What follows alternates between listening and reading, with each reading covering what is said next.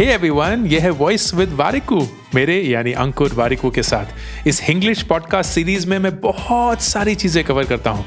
Career, relationships, personal finance, success, failure और frankly कुछ भी और जो समय ज़हन में आता है।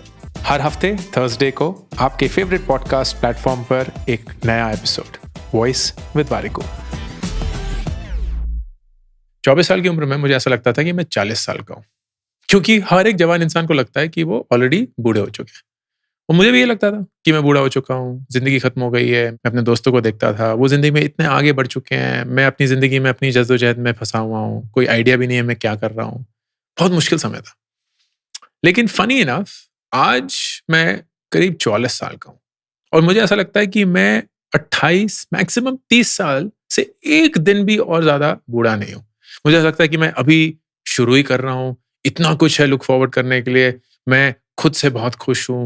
मुझे कोई परवाह ही नहीं है कि दुनिया के बारे में क्या चल रहा है या वो मेरे बारे में क्या सोचते हैं या वो अपनी जिंदगी में क्या कर रहे हैं। एंड जब मैं इस रिवर्सल के बारे में सोचता हूँ ना कि पहले मुझे लगता था कि मैं बूढ़ा हूँ, आज मुझे लगता है कि मैं जवान हूँ, मैं ये रियलाइज करता हूँ कि वर्चुअली इम्पॉसिबल है कि जब आप जवान हो आपको ऐसा ना लगे कि आप बूढ़े हो चुके हैं, क्योंकि इतना एक्शन हो रहा होता है आपके आसपास। कांस्टेंट फीलिंग ऑफ फोमो है। लाइक एक ही दिन में इतनी सारी चीजें हो रही होती हैं कि अगर आप उस चीज के लिए तैयार नहीं होंगे, आपको ऐसा लगता है कि आप जिंदगी में बहुत कुछ खो देंगे। और दुनिया मदद तो करती नहीं है। हम अभी भी अपने माँ बाप की छत्र छाया में और उनके अरमानों में ही जी रहे हैं, पल रहे हैं, और वो कॉन्स्टेंटली हमें बोलते हैं सेटल हो जाओ, अपनी एजुकेशन खत्म करो, सेटल हो जाओ, जॉब ले लो, सेटल हो जाओ, शादी कर लो, सेटल हो जाओ, बच्चे पैदा करो, सेटल हो जाओ, वो घर खरीद लो, वो गाड़ी खरीद लो, सेटल हो जाओ। और हमें ऐसा लगता है कि हम ना इस टाइमलाइन में फंसे हुए हैं। इस टाइमलाइन को हमने चूज नहीं किया था, हमें इसमें फेंका गया था और बिना हमारी मर्जी के। तो अब खुदा ना खास्ता अगर हम कंफ्यूज्ड हैं अपनी जिंदगी में, या जो हम कर रहे हैं उसमें हमें कोई इंटरेस्ट नहीं है, या जहां हम जा रहे हैं वहां हम जाना नहीं चाहते, तो ये जो फीलिंग ऑफ बीइंग ओल्ड है ना, ये और भी ज्यादा बड़ी हो जाती है। हमें लगता है जिंदगी खत्म है, क्योंकि हमने अभी तक जिंदगी का कुछ कंक्लूजन तो निकाला नहीं है। और अभी तक तो सब और जने कंक्लूजन निकाल के बैठे हुए हैं। हम ही पागल हैं, हम ही गधे हैं, हम में ही कोई कमी होगी, एंड हम बूढ़े हो चुके हैं। लेकिन सच ये है, सच ये है कि जब आप जवान होते हैं तब शायद आपके पास कोई चॉइस नहीं है ये फील करने के लिए कि आप बूढ़े हो गए। लेकिन जब आप बूढ़े होते हैं ना, तब आपके पास वाकई में चॉइस होती है कि आप जवान फील कर सकते हैं। And that will only happen जब आप अपने कोर बिलीफ सिस्टम को चैलेंज करेंगे। वो बिलीफ सिस्टम जिससे आप जिंदगी जीते हैं।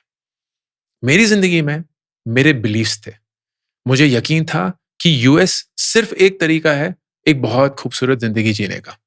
मुझे ये यकीन था कि अगर मैं कॉलेज जाऊंगा, अच्छी सी पढ़ाई करूंगा, तो वही सिर्फ एक तरीका है अमीर बनने का। मुझे ये यकीन था कि अगर मैं माँ बाप को कुछ वादा करता हूँ और उसको ना निभा पाया, तो मैं ही गलत बच्चा या बेटा हूँगा। मुझे ये यकीन था कि अगर किसी चीज़ में मैं अच्छा हूँ, उस चीज़ को करने में मैं ऑटोमैटिकली खुश हो जाऊँगा। मुझे ये यकीन था कि अगर दुनिया मुझे चाहेगी ना, तो मैं ज़िंदगी में खुश रहूँगा। लेकिन आज मुझे पता चलता है कि ये जो सारे बिलीफ्स थे, ये लिमिटिंग थे। ये मेरी सोच को रोक रहे थे। मैंने इस बिलीफ सिस्टम से अपनी पूरी ज़िंदगी जी, लेकिन मैं तब भी क्लूलेस था, कहीं पहुँच नहीं पाया। सो जब ये रियलाइज़ हुआ, तो वक़्त आ गया था कि इन बिलीफ सिस्टम्स को ही चेंज करने का। क्योंकि जब तक आप इन बिलीफ सिस्टम्स को चेंज नहीं करेंगे, आप नए नहीं अपनाएँगे, और वो नए बिलीफ सिस्टम आपको दिशा दिखाएँगे, वो आपको होप देंगे, वो आपको खुशी देंगे।